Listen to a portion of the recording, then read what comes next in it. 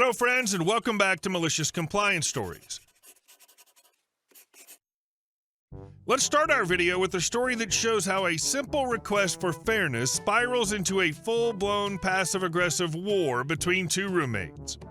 But before we begin, best way to support our channel is to leave comments, like, and subscribe with the turned-on bell so you don't miss the new video every single day.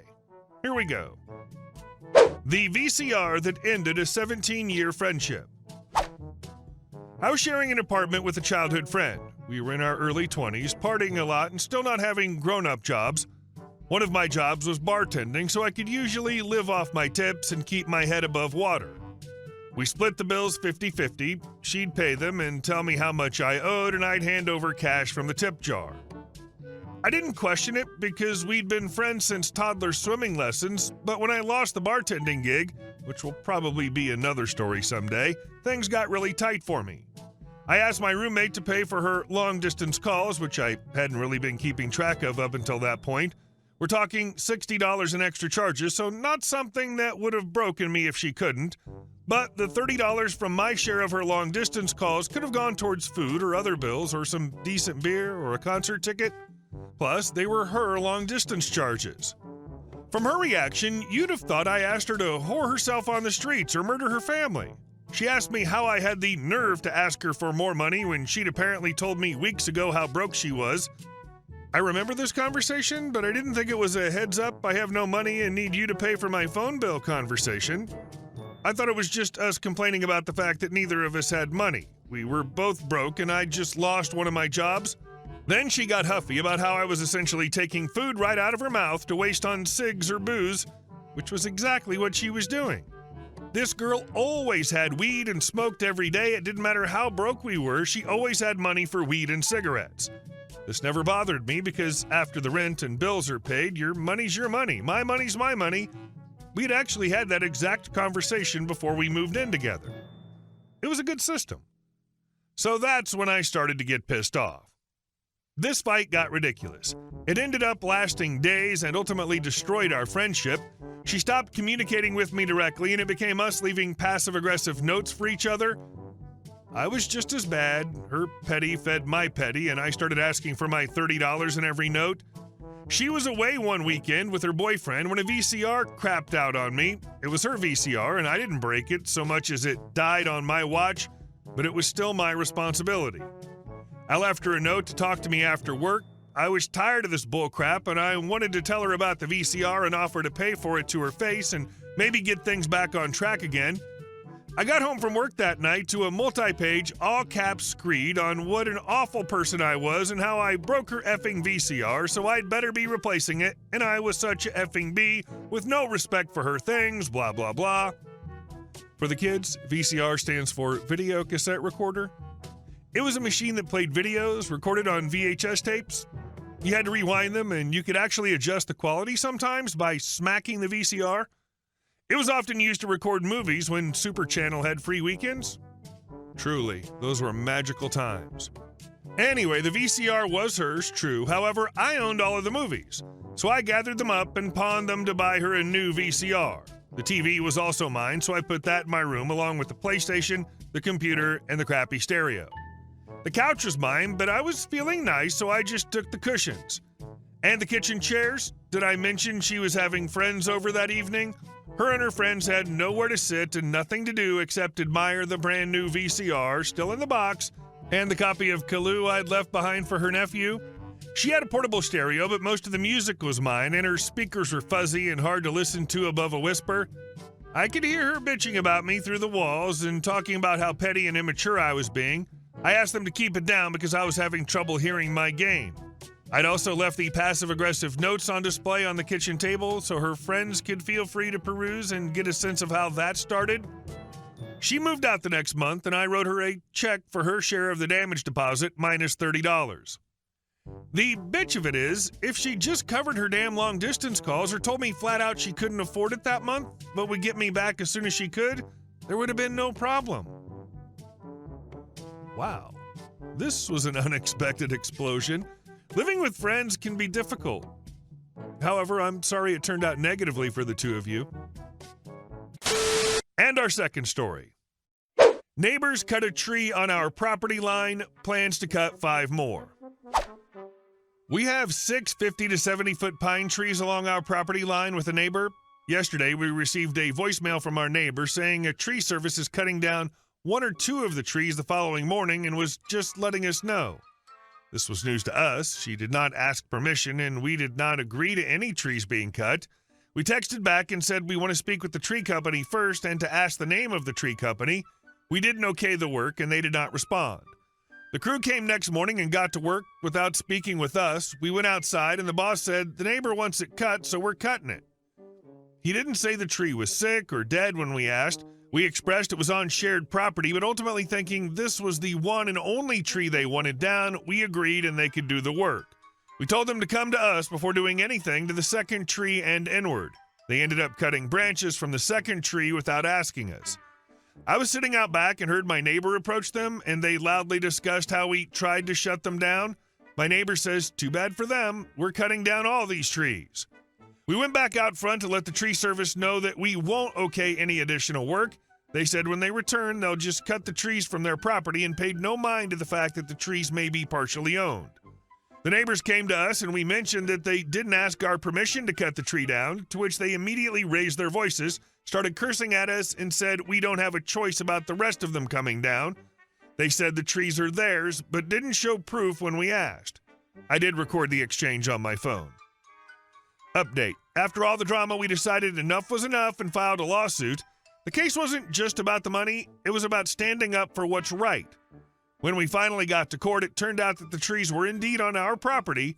The judge ruled in our favor, awarding us a solid compensation for the damages and the unauthorized removal of our trees. The look on our neighbor's face when the verdict was announced was priceless. They'd been so certain they could bulldoze over us, literally and figuratively. But in the end, justice prevailed. And our next story. You want to wait? Be my guest. So I work as a guard at a large processing plant. My job is to receive the inbound loads and dispatch the outbound loads. I work alone, and because of that, I can't be in 2 places at once. These are mostly semis, so after I do the paperwork, they usually update their dispatch, e-logs, slide the tandems, etc. before they go through the gate. Instead of waiting for them to finish, I will move on to the trucks waiting to be dispatched in the outbound lanes on the other side. One day, a corporate manager drives up right after a truck had gone through. I was on the other side checking a trailer seal, so he didn't see me, but I saw him.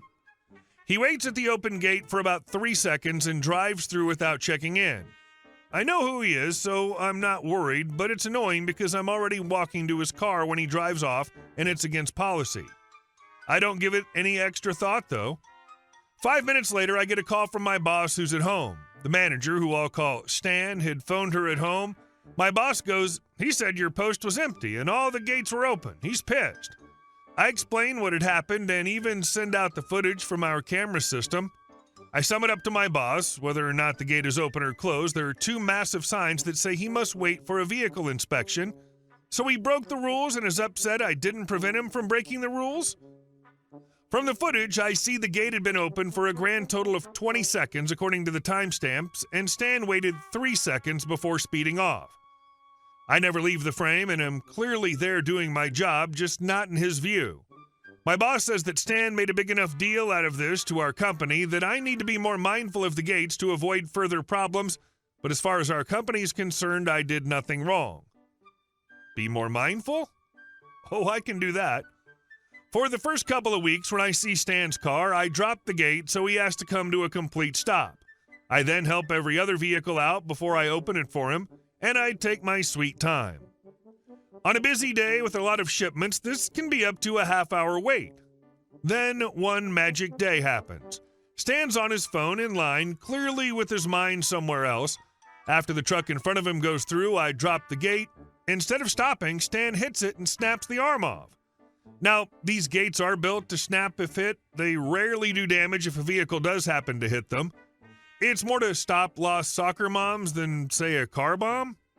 Stan jumps out of his car, equal parts startled, embarrassed, and pissed. He accuses me of purposely dropping it on his car.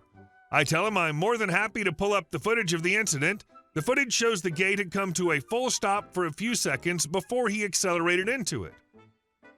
I can barely hold my giggles in because not only is he wrong, but I know what gets to happen next. I get to write an incident report that gets sent out to every department head explaining how the gate was broken and who was responsible, along with the related footage. Stan's a department head, so he'll get an email from me along with all his coworkers that he crashed into the gate because he was on his phone. All incident reports and footage get archived on the servers, so anytime I want, I can watch Stan hit the gate. I can't understand why he knowingly broke the site rules, then tried to get you in trouble, sacked, etc. by reporting you. What a jerk. And our last story. Neighbor is claiming part of my property belongs to him. When I bought my house, I thought I'd finally found a peaceful place to call home. That was until I figured out that my neighbor believed part of my property belonged to him. Things started getting weird when he began stacking unused stepping stones on what I knew was my land. I'd already paid for a survey and stakes were put up to mark the boundaries clearly. So I decided to move the stones back to his side of the property and put up a small garden fence right at the survey stake to keep everything in check. That's when the real drama began. My neighbor wasn't going to back down easily. He hired a lawyer and sent me a letter claiming that my late grandmother had signed over the small piece of land to him 20 years ago. He even had the audacity to visit her in the hospital while she was in hospice care, supposedly getting her to sign this document. It was clear he was trying to manipulate the situation, taking advantage of her condition. But things escalated further. Today, he pushed his antics to a new level by placing more stones on my side of the fence, only to call the police and accuse me of stealing them, along with a $10,000 headstone for a pet he claimed was buried under those stones years ago. It was obvious that he was setting me up, trying to make me look like the bad guy. The police showed up, but I had everything documented from the survey results to the position of the stones.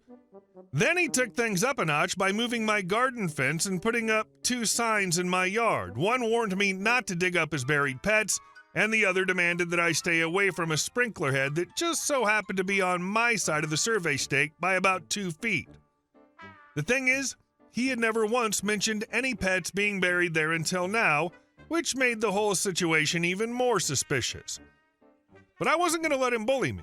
I consulted a lawyer and laid out all the evidence, the survey, the moving of the stones, and the bizarre accusations about the headstone.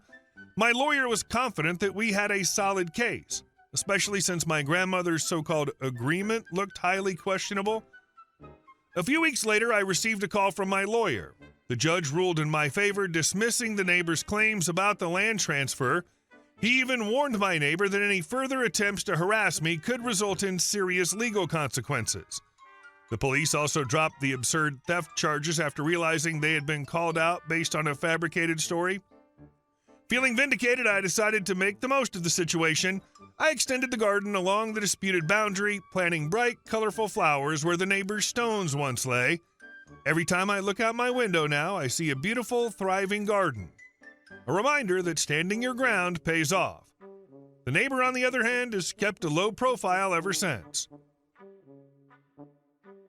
Hey guys, thank you all for watching the video. I'll see you in the next one.